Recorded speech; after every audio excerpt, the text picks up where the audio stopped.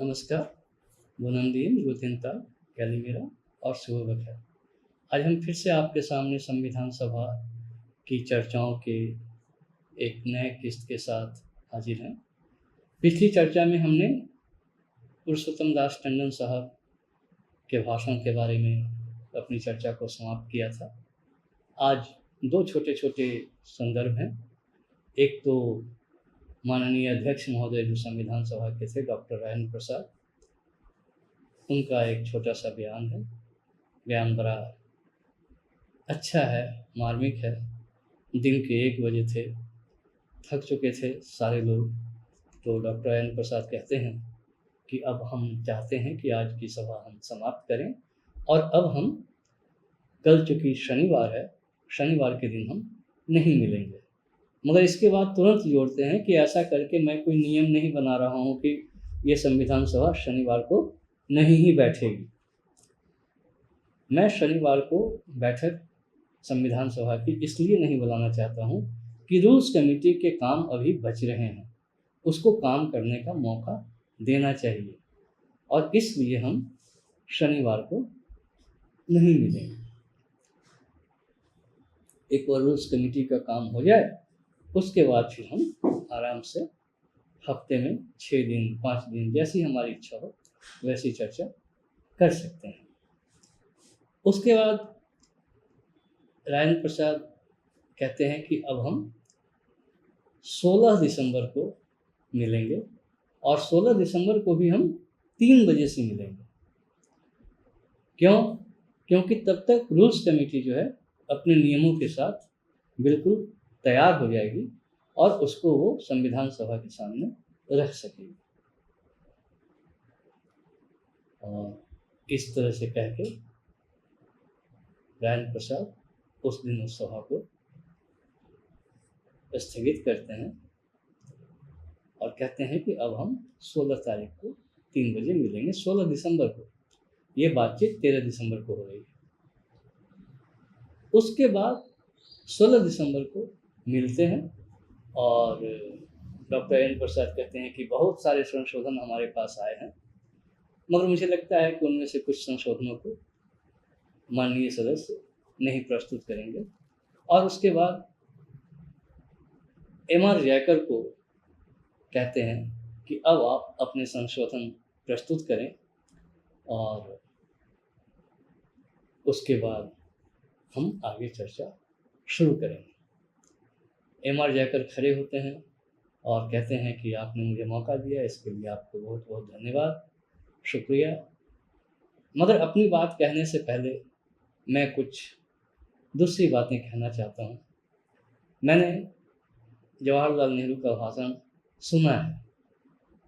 उनका भाषण मुझे बहुत अच्छा लगा। उन्होंने अपने संकल्प को प्रस्तुत करते समय जो भाषण दिया था, वो बहुत अच्छा था, शानदार था, सुंदर था।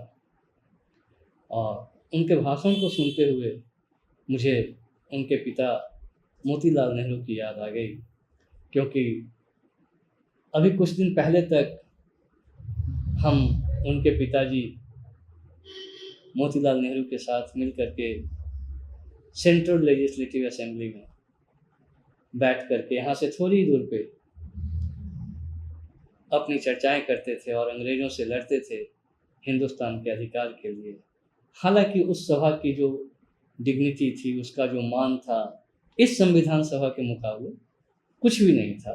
वो बहुत छोटी सभा थी और उसकी ताकतें भी बहुत छोटी थी, जबकि ये संविधान सभा तो सॉवरेन है, संप्रभु है, अपने फैसले खुद ही कर सकती है और सारे फैसले खुद कर सकती है अपने लिए। उसके बाद वो कहते हैं कि मैं ये भी कहना चाहता हूँ कि मोतीलाल नेहरू बहुत भाग्यशाली इंसान थे, क्योंकि उनकी 2 संतानें थीं और दोनों ने अपने अपने क्षेत्र में कमाल हासिल किया है। और उसके बाद वो कहते हैं कि एक तो हमारे सामने ही हैं जवाहरलाल नेहरू, जिन्होंने इतना शानदार भाषण दिया अपने संकल्प को प्रस्तुत करते हुए, और एक दूसरी संतान जो उनकी है वो अब लौटने वाली है संयुक्त राष्ट्र संघ से और हम सब उसका स्वागत करने के लिए बेसब्र हैं, बेचैन हैं कि वो कब आएँ कि हम उनका स्वागत करें। आप समझ गए होंगे कि M.R. जयकर यहाँ पर पंडित विजयलक्ष्मी की बात कर रहे हैं, क्योंकि उन्हें संयुक्त राष्ट्र संघ में भारत का पहला दूत कहें, राजदूत कहें, बनने का गौरव हासिल हुआ था। और उस समय वो सभा शायद बन ही रही थी, जब उसमें भारत की तरफ से विजयलक्ष्मी पंडित नहीं थी। क्यों नहीं थी, आपके मन में सवाल उठ सकता है। क्योंकि संयुक्त राष्ट्र संघ तो स्वतंत्र देशों का एक संगठन बनने वाला था, यूएनओ तो ऐसे ही बनने वाला था। उसकी वजह ये थी कि 13 दिसंबर 1946 के आसपास या उससे कुछ पहले ही ये करीब करीब तय हो चुका था कि भारत अब जल्दी ही आज़ाद होने वाला है, और अभी कुछ ही दिनों की बात है कि भारत आज़ाद हो जाए।